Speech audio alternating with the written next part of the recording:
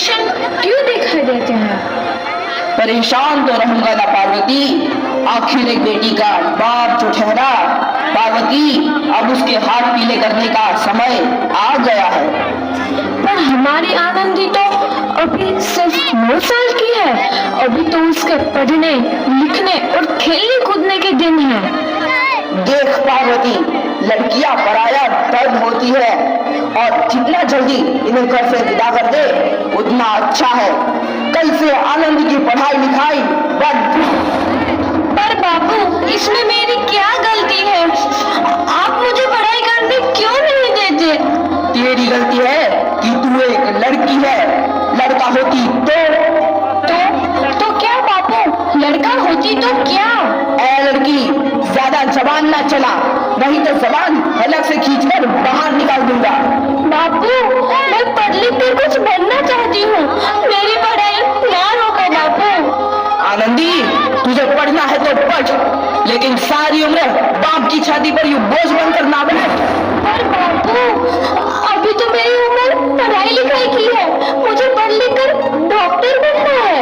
पढ़ाई पढ़ाई पढ़ाई, आज तो तेरी इन किताबों का काम तमाम करके ही छोड़ूंगा। ये ले। नहीं बापू, मत पढ़ो बापू। नहीं बापू, नहीं। बापू, ये तुमने क्या किया? तुमने मेरी इन किताबों को भी नहीं फाड़ा बापू। मेरी किस्मत फाड़ दी, मेरी किस्मत। ये कापी किताबें ना सिर्फ छोरों के हाथ में अच्छी लगती है, लड़कियों के हाथ में तो सिर्फ मेहंदी अच्छी लगती है, मेहंदी। पर बापू, मैं लड़की हूँ तो क्या हुआ? लड़का और लड़की तो हमारी दोनों आंखों के समान होते हैं। चुप कर आनंदी, और यह एहसान मान कि अब तक जिंदा है तू। कहीं बचपन में गला दबाकर मार दिया होता तो यह तेरी बकबक नहीं सूखनी पड़ती आज। पर बापू, मुझे चूल्हा जलाना अच्छा ना लगे है। देख छोरी, जितना जल्दी हो तू चूल्हा जलाना सीख ले, उतना ही अच्छा है तेरे लिए। और हाँ, तेरा ब्याह तो होगा, वो भी कल के कल। अगला जीवन है तुम्हारी यही कहानी। आंचल में है दूध और आंखों में है पानी। मुझे माफ कर दो बेटी, तेरे बापू के जिद के आगे मेरी एक न चलेगी। माफ कर दो बेटी, मुझे माफ कर दो। इस प्रकार मात्र 9 वर्ष की छोटी उम्र में आनंदी का विवाह गोपाल राव जोशी से हो गया। बाल विवाह एक सामाजिक कुरीति है और इस कुप्रथा का शिकार होना पड़ा आनंदी को। 5 वर्ष बाद आनंदी 14 साल की हो गई है। उसके घर एक शिशु ने जन्म लिया है। देखते हैं आगे क्या है। देखिए ना, इसे क्या हो गया है? इसका माथा तो अंगार की तरह तप रहा है। इसे तो बहुत तेज बुखार है। आप बिना कुछ भी बोलते हैं, दीजिए मुझे। माधव, जल्दी से वैद्य जी को बुला के लाओ। जी, अभी बुला के लाता हूँ। ये तुम क्या कर रही हो आनंदी? भगवान की विभूति लगा रही हूँ। बस करो आनंदी, ये सब अंधविश्वास है। अरे आप यकीन तो कीजिए, भगवान की कृपा से इसका माथा ठंडा हो रहा है और बुखार भी उतर गया है ना बाबू? देखिए, दीजिए मुझे। उठो बाबू, आंखें खोलो, तुम्हें तुम्हारी माँ बुला रही है। आंखें खोलो, देखिए ना इसे क्या हो गया है। आंखें भी नहीं खोल रहा। आंखें खोलो बेटा। आप चुप क्यों है? आंखें खोलो बेटा, आंखें खोलो। आनंदी, हमारा बेटा कभी आंखें नहीं खोलेगा। नहीं, ऐसा नहीं हो सकता। मेरे बेटे को मुझसे कोई नहीं छीन सकता, कोई नहीं छीन सकता। पागल मत बनो आनंदी। माधव,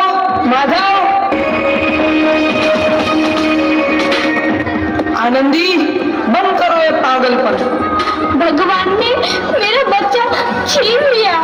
भगवान ने नहीं, तुम्हारी अशिक्षा और अंधविश्वास ने तुम्हारा बच्चा छीना है। अगर तुम पढ़ी लिखी होती तो आज हमारा शिशु जीवित होता। तुम अनपढ़ थी आनंदी, अनपढ़। नहीं, अब मैं अनपढ़ नहीं रहूंगी मैं अनपढ़। मैं पढ़ूंगी ताकि कल किसी और आनंदी को इलाज की अभाव में अपना बच्चा ना खोना पड़े। शाबाश आनंदी, और यही तुम्हारे अपराध के लिए प्रायश्चित भी है। हमसे बिखर तू है नदी। आनंदी, तुम्हारी 12वीं का परिणाम आ गया है। तुमने पूरे कॉलेज में प्रथम स्थान अर्जित किया है। दिल खुश जहां आनंदी, तुम्हारी मेहनत रंग लाई है। तुम्हें शिक्षा वृत्ति मिली है। ये लो तुम्हारे अमेरिका जाने की टिकट। मुझे शिक्षा वृत्ति मिल गई, मैं अमेरिका जा रही हूँ। पर ये सब मैं अकेले कैसे कर पाऊंगी? आनंदी, अपने आप को इतना कमजोर क्यों समझ रही हो? फिर इतना पढ़ने लिखने का क्या फायदा? तुम अभी गवार की गवार नहीं हूँ मैं अब गवार।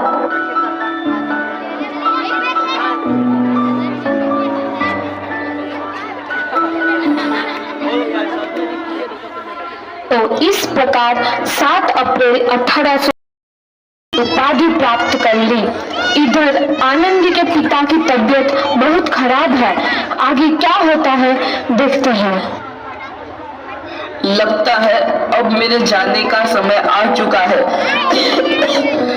अब मैं नहीं बचूंगा। ऐसा मत बोलो। शहर के सिटी हॉस्पिटल में अमेरिका से डिग्री लेकर कोई बड़ा डॉक्टर आया है। एक बार वहाँ चलकर दिखा लेते हैं। हाँ, सही बोला भैया। कम से कम दिल को तसल्ली तो मिल जाएगी। हाँ हाँ, चलो चलो जल्दी हॉस्पिटल चलते हैं।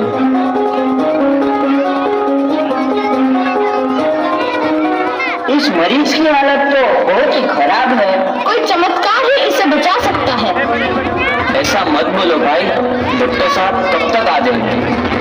लो आ गई डॉक्टर मैडम। डॉक्टर मैडम, जल्दी देखिए, मरीज की हालत बहुत ही खराब है।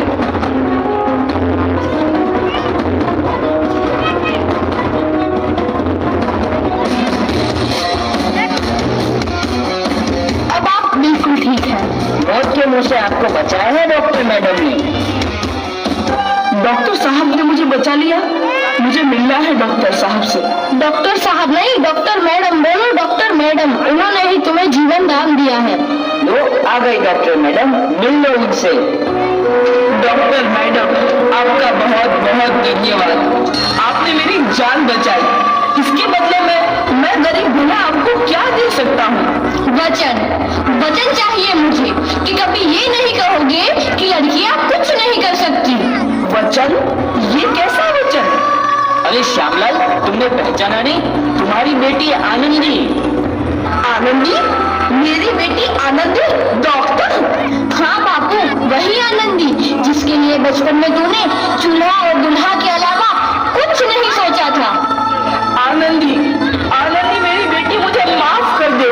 मैं तेरा गुनहगार हूँ बेटी। नहीं नहीं बापू, वही आनंदी जिसके हाथ पीले करके तुम उसकी सारी जिंदगी काला कर देना चाहते थे। माफ कर दे मेरी बच्ची, माफ कर दे। मैं तेरा अपराधी हूँ मेरी बच्ची, माफ कर दे। नहीं बापू, मैंने तो तेरा एहसान चुकाया है। याद है ना अपना एहसान जो बचपन में तुमने मुझ पर किया था? ताने सुना सुना कर जीते जी मार डाला था मुझको। अब बोल, और किस किस को मारेगा? आनंदी बेटी, मुझे माफ कर दे मेरी बच्ची, मैं तेरा गुनहगार हूँ। बापू, आपने ही तो बोला था किताबें सिर्फ बेटों के हाथ में अच्छी लगती है, बेटियों के हाथ में तो सिर्फ मेहंदी। बेटों और बेटियों में फर्क करना तो आंखों में फर्क करने समान है। एक का पढ़ना और दूसरे का ना पढ़ना सामाजिक अंधकार है बापू, सामाजिक अंधकार। काहे मांगता हूँ मैं तुझ जैसी बेटी का, जिसने सारी उम्र मुझसे कुछ ना मांगा। मांगा तो सिर्फ बराबरी का दर्जा। वरना सच तो यह है कि मैं तेरी माफी के लायक भी ना हूँ। मुझ जैसा बाप तेरी बराबरी कर सके, उसके मैं लायक भी ना हूँ मेरी बेटी, लायक भी ना हूँ। अपने बापू को क्या माफ नहीं करोगी आनंदी? माफ कर दो आनंदी, माफ कर दो। सुबह का भूला यदि शाम को घर लौट आए तो उसे भूला नहीं कहते। बापू, तो इस प्रकार आनंदीबाई जोशी ने अपनी मेहनत और अटूट इरादे से न केवल भारत की पहली महिला डॉक्टर बनी, बल्कि आगे चल के उन लड़कियों के लिए सुनहरा रास्ता दिखा गई जो जीवन में कुछ करना चाहती थी।